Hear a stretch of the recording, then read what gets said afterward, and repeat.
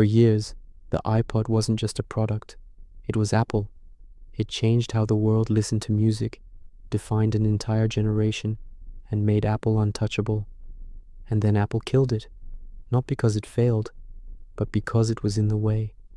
In the next couple of minutes, you'll see how the iPod took over the world, why people loved it far beyond logic, and the uncomfortable truth behind why Apple had to end its most iconic product to survive. Before the iPod, digital music was chaos, clunky players, tiny storage, bad interfaces. Music existed, but it wasn't elegant. Think about it. You had to burn CDs, rip files, and then struggle to load maybe a dozen songs onto a device that was a nightmare to navigate. The technology was there, but the experience was broken. Apple didn't invent the MP3 player. They just made it usable. They saw the frustration and decided to fix it with a design philosophy that would eventually define them: simplicity. It wasn't about being first, it was about being best. When the iPod launched in 2001, it wasn't just better, it was obvious. The marketing was brilliant. 1,000 songs in your pocket. At the time, that was an incredible promise. But the real magic was the click wheel. It was intuitive, satisfying, and let you scroll through your entire library with just your thumb. The design was clean, the interface was simple, and the whole experience felt seamless. It turned listening to music from a chore into something personal, portable, and emotional. The iPod wasn't just selling a music player, it was selling an identity. You weren't just a person with headphones, you were an iPod person. By the mid-2000s, the iPod dominated. It was everywhere. Those iconic silhouette ads with people dancing were inescapable. White earbuds became a status symbol. You saw them on the subway, in schools, on the street. It was a cultural phenomenon. The iPod Nano, the Shuffle, the Video, each new model expanded Apple's control over the market. It was peak Apple. For many people, Apple wasn't the company that made computers. Apple was the company that made the iPod. And just as they reached the absolute summit of their success, Apple made a decision internally that terrified everyone, a decision that seemed completely counterintuitive. The iPod had a weakness, a fatal flaw. It could only do one thing really, really well: play music. Meanwhile, phones were getting smarter. They were starting to include cameras, basic web browsers, and, crucially, rudimentary music players. Apple saw the writing on the wall. They knew, with absolute certainty, that a future device would eventually combine a phone, an internet browser, and a music player into one single, elegant package. And the most dangerous part? They knew that if they didn't build that device themselves, someone else would. The very thing that could replace the iPod would also destroy it. So, Apple started developing the iPhone. But this created a huge internal conflict. The iPhone wasn't just competing with Nokia or BlackBerry. It was competing directly with Apple's own golden goose, the iPod. Every single iPhone sold was potentially one less iPod sold. This is a classic business problem known as self-cannibalization. Most companies are terrified of it.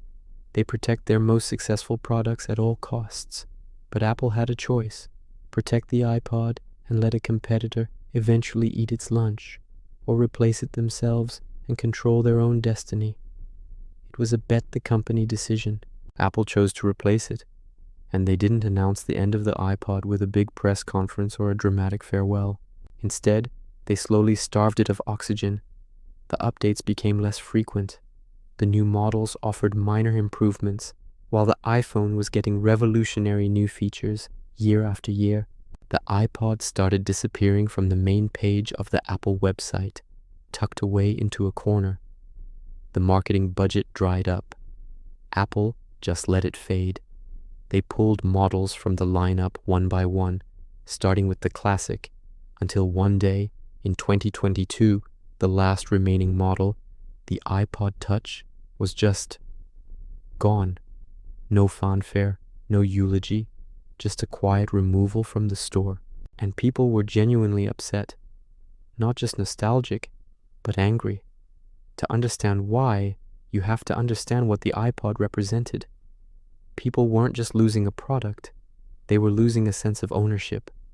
With an iPod, you bought your music, you curated your playlists, you organized your library. It was yours. You spent hours arranging it, and it was a physical collection of your taste. Streaming services like Apple Music and Spotify replaced that idea of collecting with the idea of access. You no longer possessed the music, you rented it from the cloud. The iPod wasn't just a piece of technology, it was a personal artifact. But here's the strategic truth. Apple didn't kill the iPod because it was a failure or because they stopped loving it. They killed it because they understood a brutal business reality. If you don't destroy your own success, someone else will.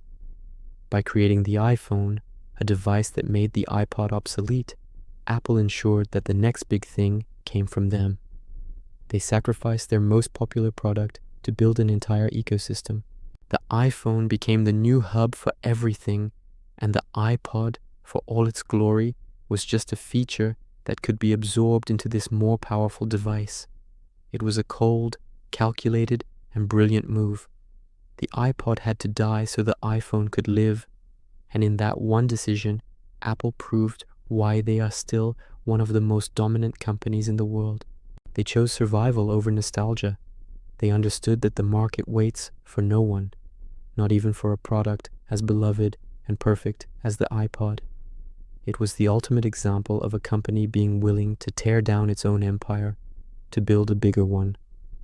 The iPod, despite being perfect for its time, simply had no future in the world Apple was about to create. So, let me ask you this. If Apple brought the iPod back today, not as a phone, not as a streaming device, but exactly as it was, a dedicated music player for the songs you own, would you still choose it? More mini documentaries like this every week?